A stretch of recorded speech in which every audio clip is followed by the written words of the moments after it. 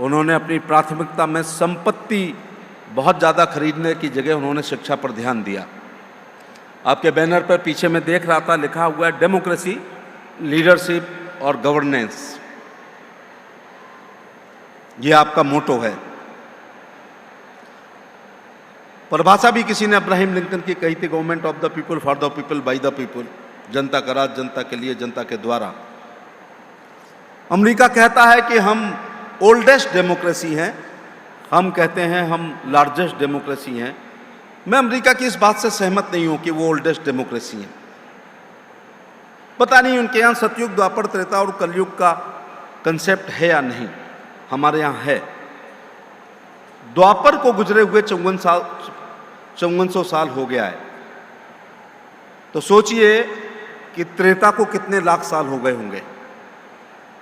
हम ही oldest democracy हैं, क्योंकि त्रेता में भगवान राम का जब राज्य था तब मुकम्मल डेमोक्रेसी थी। अंतिम अनुसूचित जाति का धोबी व्यक्ति वाशरमैन राजा की रानी के खिलाफ विचार और व्यक्ति की स्वतंत्रता का फायदा उठाते हुए एक कमेंट करता है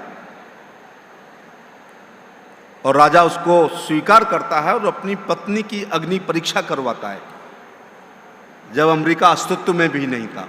तो we are the oldest democracy also. ये बीच में थोड़ा गड़बड़ हुआ है, राजतंत्र आया है। आप लीडरशिप की जो बात कर रहे हैं, हमने तो विश्व को लीडरशिप दी है।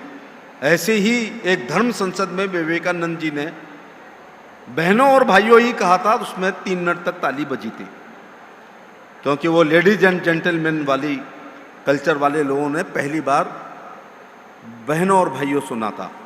ऐसी हमारी लीडरशिप है। और गवर्नेंस, जो आप तीसरा शब्द कह रहे हैं, अभी भी दुनिया का सबसे अच्छा राज्य राम राज्य कहलाता है, जो भारत में हुआ। इससे अच्छी गवर्नेंस क्या हो सकती है? दैहिक दैविक भौतिक तापा, राम राज्य नहीं काहू व्यापा, जिसमें किसी भी प्रकार का कष्ट जनता को नहीं होता था और भेड़ और शेर एक घाट पे पानी पीते थे। प्रधानमंत्री जी ने लोकतंत्र को और मजबूत किया है, महिला सशक्तिकरण को। कालाहांडी वाला राज्य उड़ीसा, जहां भूखमरी से कभी कांग्रेस के जमाने में लोग मरते थे, उड़ीसा पिछड़ा राज्य, उसमें सबसे पिछड़े आदिवासी और आदिवासियों में सबसे पिछड़ी महिला, और अंतिम पायदान पर खड़ी हुई एक आदिवासी महिला श्रीमती द्रौपदी मुर्मू को भारत का राष्ट्रपति बना करके राजनीतिक अंत्योदय करने का काम श्री नरेंद्र मोदी जी ने किया है। और मान्यताएं बदली हैं, डेमोक्रेसी की भी मान्यताएं बदली हैं और पद्म पुरस्कारों की भी बदली हैं। पहली बार ऐसा हुआ है, महिला हर जात की पिछड़ी होती है और आदिवासी की तो बहुत पिछड़ी होती है। पद्म पुरस्कारों की मान्यताएं बदली हैं। पहले लोग सोचते थे कि जो बर्बरी का पर्स लेके चलते हैं, एलबी का पर्स रखते हैं, राडो की घड़ी पहनते हैं, रेबन का चश्मा लगाते हैं, ऋतु बेरी के कपड़े पहनते हैं, ऑक्सफोर्ड, हार्वर्ड और कैम्ब्रिज से पढ़ के आए हैं, यू नो करके फर्राटेदार अंग्रेजी बोलते हैं, पद्म पुरस्कार उन्हीं के हिस्से में आएंगे।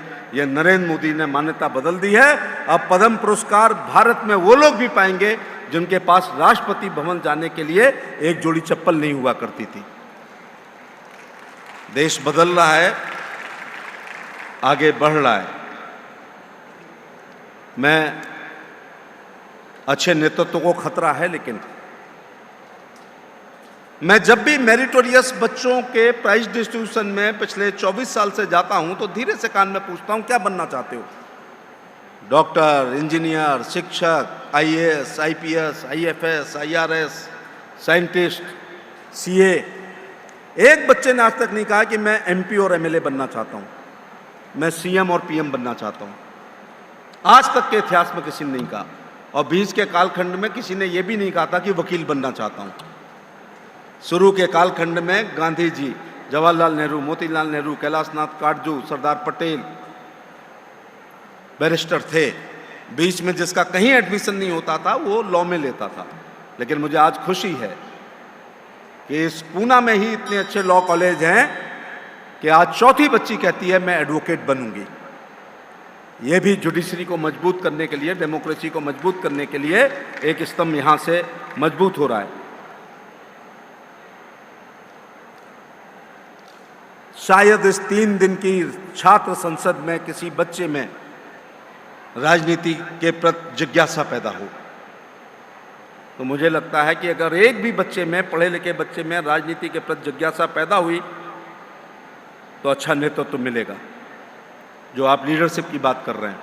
लेकिन राहुल जी, ये भी कहना चाहूँगा, छात्र संसद से आप डेमोक्रेसी को मजबूत करना चाहते हैं, लीडरशिप को निकालना चाहते हैं, तो एक शेर याद आ रहा है मुझे कि बहुत ख्याल रखते हो परिंदे का दाना पानी का, इतने ही अच्छे हो तो परिंदा खोल क्यों नहीं देते, पिंजरा खोल क्यों नहीं देते।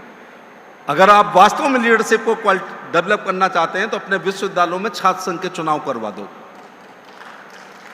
और छात्र संघ के चुनाव में जब इस कैंपस में जिंदाबाद मुर्दाबाद और विदेश नीति पे, राजनीति पे, आंतरिक नीति पे, जल नीति पर, डिफेंस नीति पर भाषण दे के जब बच्चे चुनाव जीतेंगे तो देश की संसद को अच्छा नेतृत्व मिलेगा। तो अच्छे नेतृत्व की कमी के पीछे ये भी है कि विश्वविद्यालयों में और कॉलेजों में आजकल स्टूडेंट यूनियन के चुनाव बंद हो गए। मिस्टर चतुर्वेदी यहाँ बैठे हैं, इन्होंने लॉ साथ में किया है।